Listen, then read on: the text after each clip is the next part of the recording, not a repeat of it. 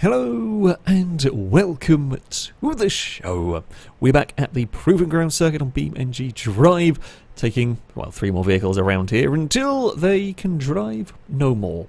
Starting with the D-Series. Now this is a sort of street spec of the truck. I mean, one is still a fairly beefy, so I guess fairly heavy-duty vehicle. It's not quite full-on off-road spec. Relatively powerful engine in this one, supercharged V8. It is rear-wheel drive, which is curious. I say which is curious. Rear-wheel drive, or front-engine rear-wheel drive. Decent-sized vehicle means a long drive shaft, prone to snapping, pretty much, but a lot more heavy-duty. The thing with the pickup truck is, yes, this is more heavy-duty than, let's say, a muscle car that has gone around that would be maybe a similar size, but it's also heavier. They're probably not by a huge amount, actually, on the muscle cars, but still, yeah, it's quite a heavy vehicle. Not as bad, though, as when we're talking about the big... Oh, dear. Sometimes those bushes can cause problems, but it's not, you know, van or full-on semi-truck levels of weight, but it is still a fair chunk of weight is in this thing. A fair chunk of power, too. Don't want to spin, coming towards a jump or something. Could be a concern if we do start taking damage, this much power trying to... If we take damage to sort of steering or wheels, and the engine's still putting out as much power as it is, could be a problem. Could be quite a problem. We'll have to wait and see, really, how it goes. Toblerones, not really a problem for the truck. I mean, we've lost a rear bumper, that's about it. Spinners, I mean, it's a decent... Ooh, it's a decent height vehicle. Come on, there we go. Try to get through there. You're not going to be able to... If you do get clipped by a spinner, you're not going to get away lightly, pretty much. I mean, things like the bow light can almost go straight under them, if need be. Yeah, this... I'd be most concerned about the drive shaft being... Oh, dear. Most concerned about the wheels now. Ouch. That has done some damage to the rear left. In fact, the rear right, so in fact the whole right hand side is a bit wobbly now. Like when just as I was approaching the jump, it's struggling to keep it in a straight line on these varying surfaces because there is so much power, and it just wandered a little bit too far. It's an awkward landing. Now it's not the worst thing that could happen. Hell, that happened to some vehicles. You'd probably have taken the wheels off. Thankfully this hasn't. It's just bent them, but it's going to affect the handling. You've got a lot of toe-in going on that rear wheel, and the front wheel is all over the place. I don't know if it still goes straight or not. Does it go straight? No, it pulls to the left. It pulls to the left a little bit, but it's the rear wheel, I think, that's having almost as bigger an impact as well. Oh, that is one of those indestructible bushes, which I don't know if we can move the vehicle off of. Now, I'm allowed to use the node grabber here. Should a vehicle get beached on something, can I... Actually, I'm trying to lift it off the bush. Now, it's going to do a little bit of damage, but that is the penalty it pays for having got itself in trouble, basically. Like if a vehicle rolls over, I can't turn the engine off. Right, we've got a front bumper hanging around, or just about clinging on for dear life up there. Oh, this is now not easy to drive. Literally, as I said about the wheels being a point of concern, this has now got a lot of power and wanders. It wanders quite a lot, and I don't really like that. It's still got perfectly fine steering. Oh, that's not going to help matters either. It's pinged around a lot. Are the other wheels? Well, the left-hand side's now got a... It's now not a perfectly round wheel at the back. Have we got any other damage? It's hard to tell sometimes if it's the bodywork being bent that makes it look like the car's twisted, or whether it's the actual chassis or suspension that's damaged. It is difficult, very difficult to tell, because the bodywork is going to get buckled around here, there's no doubt about it. It looks like it's leaning... Oh, don't spin across there! That was not the place. That was not the place the D-Series wanted to have a spin. It's just a combination of power and broken wheels. It was having none of it. And interestingly, it took the rear wheel off. I've had vehicles spin across there before. It's punctured tyres. Never seen it take the rear wheel off. Maybe it was weakened by an earlier landing, I'm not sure. It's unlucky for the D-Series, but that's it. It's not going to drive. It's not going to let us have a one-wheel drive. A little bit of a shame. Could have probably made it a bit further. Yeah, that wasn't even a particularly high-speed spin, but it was enough to tear the wheel off, and that is going to be the end of the pickup truck. Up next, we have got a Miramar. Now, this is the kind of a Miramar Coupe mod. It looks fantastic, actually. I like the car as a two-door coupe. I think it looks very good. We're going to see how long it survives. The normal Miramar is pretty strong, actually. The normal Miramar is a pretty good vehicle for these destruction circuits. I think it led one for a while back. This circuit was a little tougher on the car. We shall have to wait and see how this coupe version goes. What am I worried about with this? Drive shaft is probably a big... to be fair, I'm worried about drive shaft and everything. We know the wheel axles in this car are pretty strong. Could overheat. The radiator is unlikely to survive as well as some vehicles. I mean, like with the pickup truck, I'm not worried about the radiator, really. That's often quite well protected, so they don't tend to break very often. But yeah, drive shaft or steering is probably what we're going to see in this go, but you never really know with this. The downside of this to a normal Miramar, I guess, in terms of drive shaft at least, is longer, I think. It looks longer anyway. It might just be a trick of it being a two-door. It looks longer, but it does seem like quite a long vehicle. We're going to go very sideways around there towards the Toblerones we head. Relatively cleanly done, actually, on this first time of asking. Into the spinners. Now, this is a much lower vehicle. If we did get clipped by those, I mean, we could probably get all the important bits of the vehicle underneath them, shall we say. How it flings the car if you do get clipped is a bigger problem, but yeah, I'd be surprised if this ever had issues with the spinners. Okay, here we go, up towards the shafted jump now. 65 miles an hour, pretty good. Actually, it's still a little bit to the right-hand side there. Lands, but doesn't clonk any of the... Ooh, I say doesn't clonk any of the wheels out. Okay, slightly concerned. Right-hand side again, front right in particular. Does not look like it is the most stable. It looks like it might have lost some suspension. Kind of collapsed a little bit down there. Oh, going to bounce around. The boots flapping. The wing is going to be next to useless now. God, it's terrible. It's terrible. We needed that. We needed all the extra downforce that we could get. We probably do, to be honest with you, in this sort of stuff. Come on. Come on. Probably not going to like these jumps. These sort of jumps here are not so good for this kind of a car. Oh, God. Okay, it bounced around something horrible there. How is that front? The front quarter I should be concerned about, I think, here. Oh, we're going to lose the back end again. Across the bumps we go. Still sliding about. We've got the crescendo jump coming up. I'm worried we're going to just land the crescendo jump and it's going to lose a front wheel. That's kind of the fear currently. Oh, no, stop the wheel. It's the drive shaft that went. It survived a lap of punishment around here, however, that was it. The front wasn't in a great way, I'll say that much. Had the drive shaft not gone, I don't know how long it would have been until steering let us down, but that is the end of the Miramar. The drive shaft conked out. Bugger. It was looking pretty good, actually. Well, I say it was looking pretty good. So the front wheels were looking a little bit battered, but it was doing well. It's just that crescendo jump is too quick for it. The chassis doesn't actually look that bent, but I guess it's enough. The engine's shaking around enough. And that's the end of the drive shaft and the end of the car. So far, vehicles have not been surviving particularly long around this circuit. It falls to a little hatchback to try and do better. This is the ES car Egos? I don't know how to pronounce it, but Egos? Whatever it is, it's small, all-wheel drive, which is helpful. Probably quite light, which can be helpful. It doesn't do too much damage to itself, being relatively light. Oopsie, go back to distance. There we go. We'll see. Hatchback, little lightweight cars generally haven't done too well at destruction circuits. However, this one they have been better at. Like Baja Rama and Eurodrome, those sort of circuits, little cars really did not survive very well. But here is a bit of a different story. We had the K car led for ages around here. The Covet itself did very, very well for what is a vehicle that normally doesn't survive long at these sort of circuits. So we could see some good things from this vehicle. Being all-wheel drive certainly helps, because if we lose... Oh, no, don't spin across there. I mean... That actually shows you a very important demonstration, the difference between this and the D-Series. That's surprisingly oversteery through there. Second car that spun across the checkerboards, and this one did just lose the tyres. In fact, the wheels aren't... maybe got a tiny bit of camber, but the wheels aren't actually all that broken.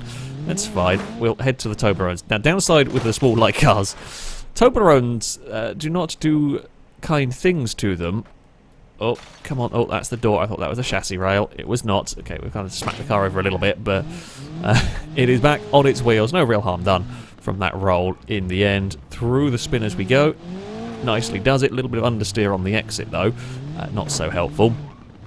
And you can limp around like this for a while. In some regards, if it is a little bit broken, it goes a little bit slower. It does less damage to itself. We've seen that before from vehicles if they...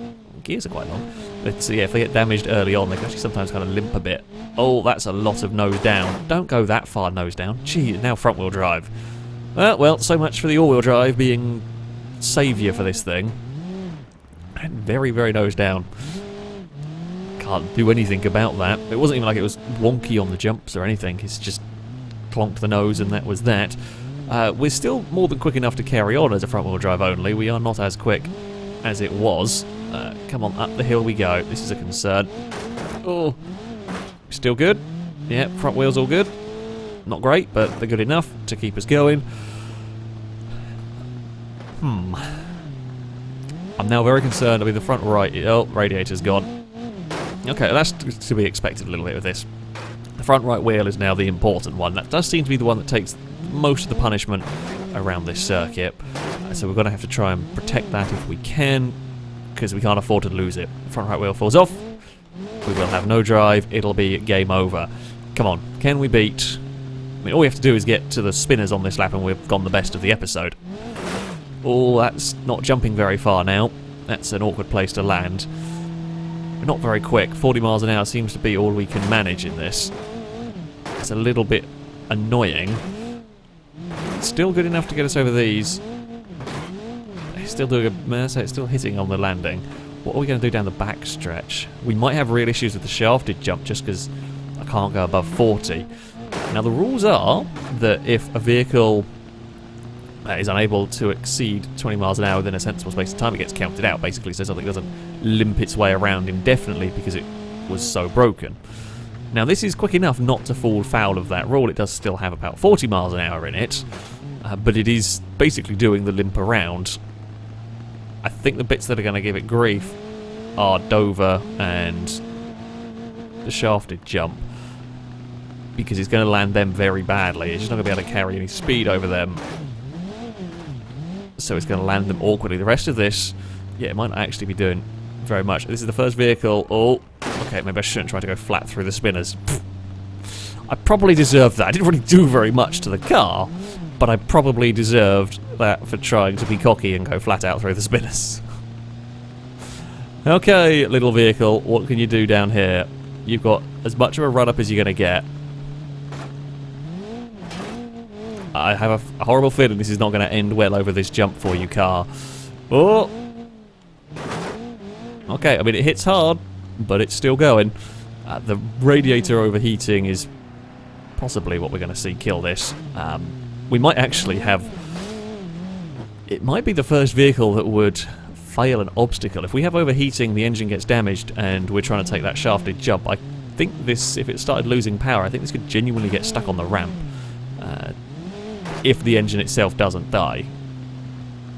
Oh, it's so painful up here. Come on, come on. It's not a good way to land, but it is still going at least. It's getting very warm. Oh, we need the water section. If we're gonna do anything, we do need that water, and I don't even know if it's going to do enough.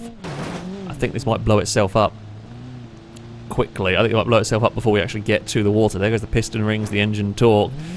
We are really down on power now. Can I go down to first? Problem is we run it in first. We get it very hot. Come on, car. You can make it. Just make it across the start-finish line, if you please.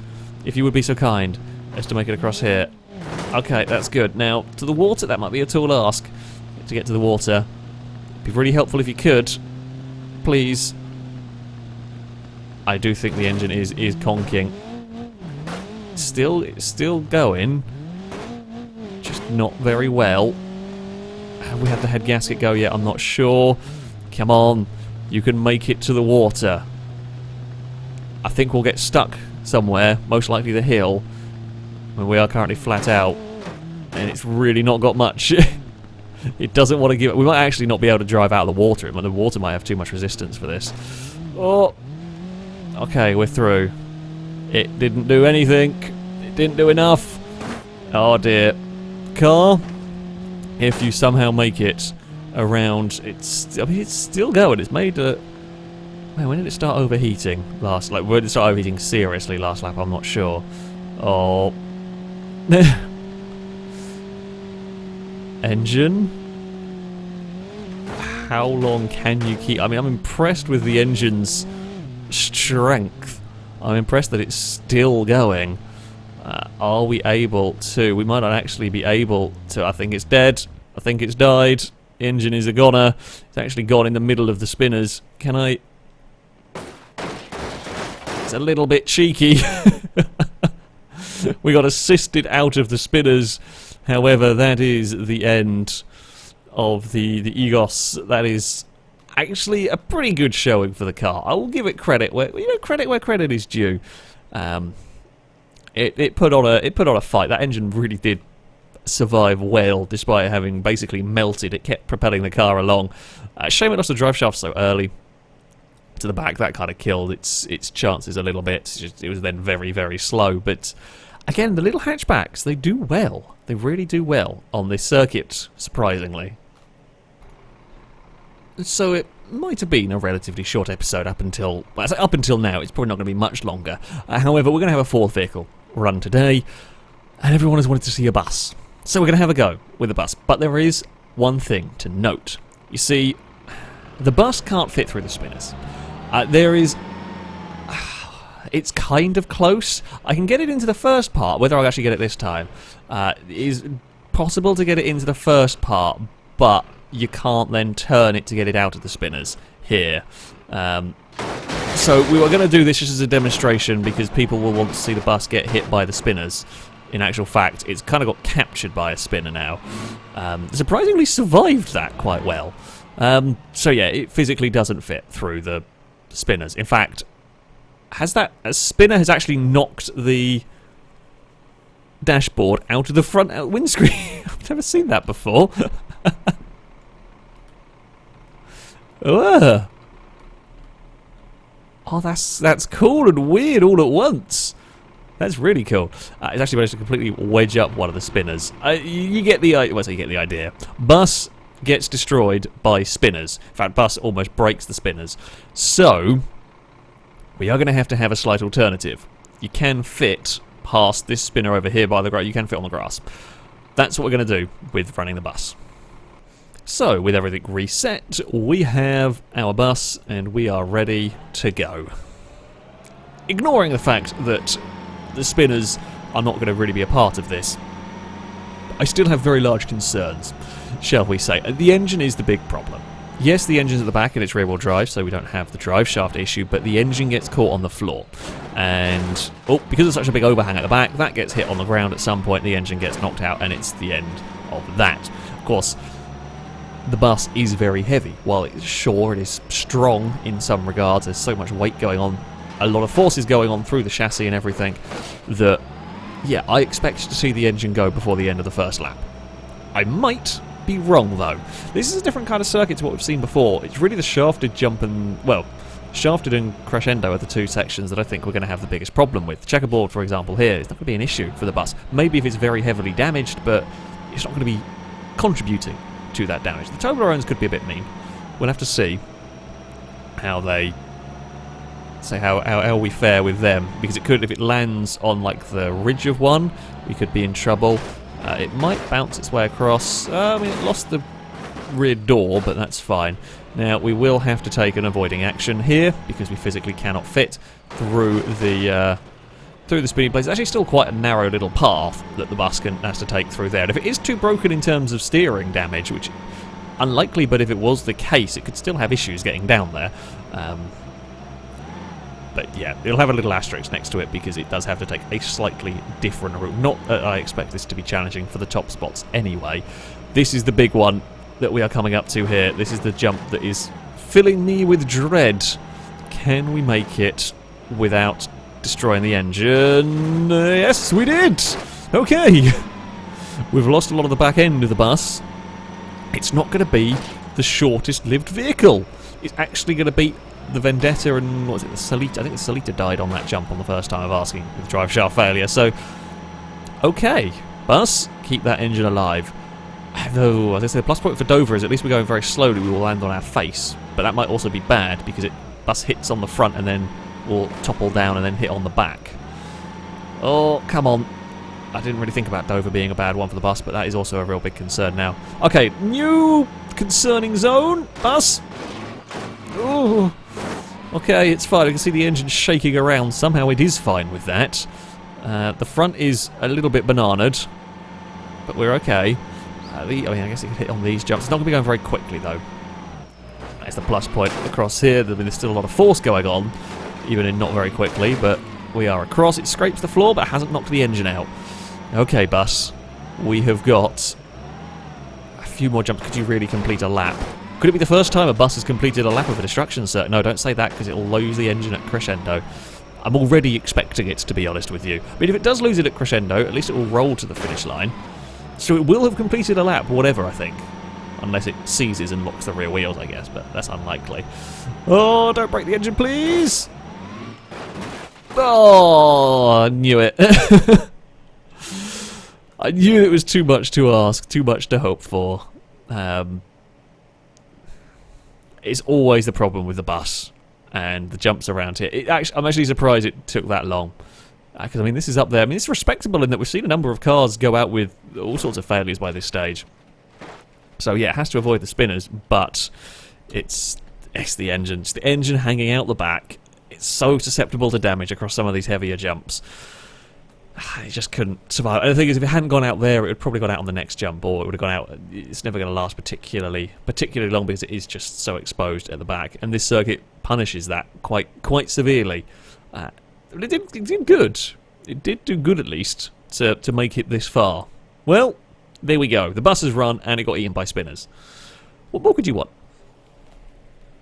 So, on to our leaderboard, and it was the Egos that would go furthest of the day, up in 19th place. Not a bad showing at all, that 4 miles. It's not quite as far as the Covet, that was into the 5-mile range, I think, when it overheated, but still, that is not too bad at all. I mean, it's very close to the rally raid version of a Gladiator. It's further than an SBR4 Miramar, and so that's a good for a small car. That did pretty damn well, especially considering it lost a rear drive shaft very early on and was pretty awful after that. So yeah, decent showing from the hatchback. Now we do have to go a little bit further down if we wish to find our next vehicle, the D-Series Street, 2.2 miles. It was a tad unlucky, yes, but it landed the jump awkwardly. The wheels were bent. It was difficult to drive in the first place. You start adding damaged wheels, power delivery gets iffy, and sure, sliding across the checkerboard is not what you need, but other cars have survived it fine. We actually saw that with the Egos. Yeah, not so good for the truck, but that is the way that it goes sometimes. And then we go a lot further down to find the end of lap 1, start of lap 2 section, where a lot of vehicles have ended up in. The Miramar Coupe, that drive shaft, just couldn't survive around the course. Surprise, I guess it is just a bit of a longer car, maybe a bit longer drive shaft, and this circuit is too much for that vehicle. The bus, while it is down at the bottom, did better than I did expect. It's 50th place, okay, sure, but it's not last. They normally end up like that. A very similar story to that with the Miramar. Just one jump too many, landing on the back of that would take the engine out in the case of the bus.